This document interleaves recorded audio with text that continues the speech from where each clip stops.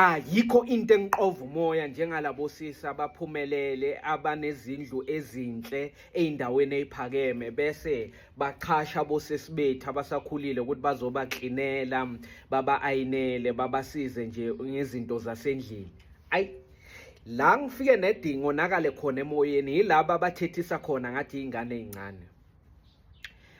Bamthethiswe umuntu omdala nayo ney'ngane onomyeni ekhaya nedwa ukuthi umsebenzi awuhlangani, wagcina wathi hayi akungcono ngisebenze lo msebenzi wokusiza abantu ey'ndlini zabo, ngizabo ba-ayinela, ngibaklinele, ngibawashele, ngibasize ngalaba abafuna ngibasize ngawo.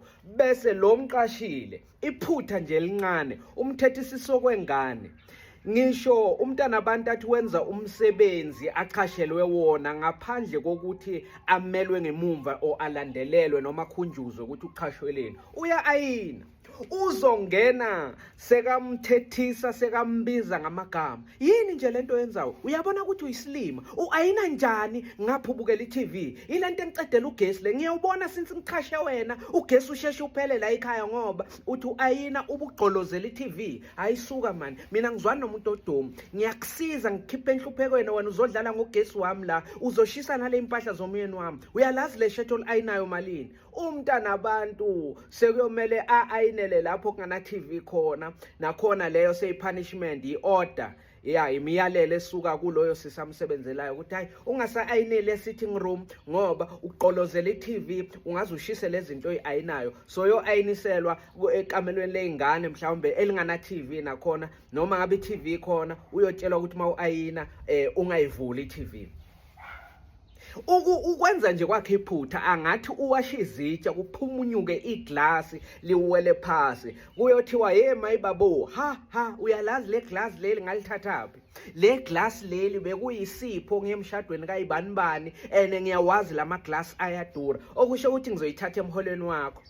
Usho akambhadali nakahle, usho akambhadali nakahle umntana abantu nyanga nenyanga noma aholile usolo athathe izikwelede ngoba imali ayitholayo ayanele for idingo zakhe. Kodwa la msebenzelayo akabona ukuthi iphutha lisemntwini, iphutha lihamba nomuntu, avela athi ngizoyidonsa emholweni wakho.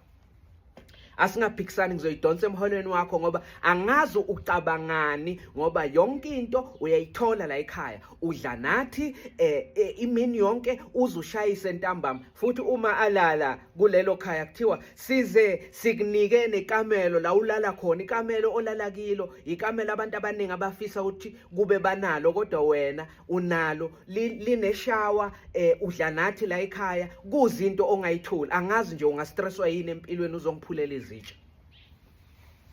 Kodwa akuke kufike umngani wakhe loyo sesi, akeke kufike umngani wakhe loyo sesi oqhashe usesi omsebenzelayo, uyoshintsha uthune, uyoshintsha indlela akhuluma ngayo, uyokhuluma kusengathi hayi vele yena akamthethisa umuntu amsebenzelayo, uyopretenda. Ngisho sekuthiwa akenze itiya enzele umadam lo sesamsebenzelayo nomngani wakhe, uyothi hawu waletha nje amakomishi amabili kanti wena ulifuni yini itiya, usho kulo ku-anti omsebenzelayo, kanti wena ulifuni yini itiya, zenzele nawe, hawu ubuye uhlale nathi futhi uma unganankinga ngumngani wami lona. Uzenza kusengathi akamthethisa, umphatha kahle, vele yena akamphakamisela izwe futhi akamkhulumisi kwengane, umthatha njengomuntu omdala omncedayo. Kanti qha akuke kuhambe lezi vakashi, akuke kuhambe lezi vakashi vele akhiphe uhlobo angilo ukuthi ungipende muni.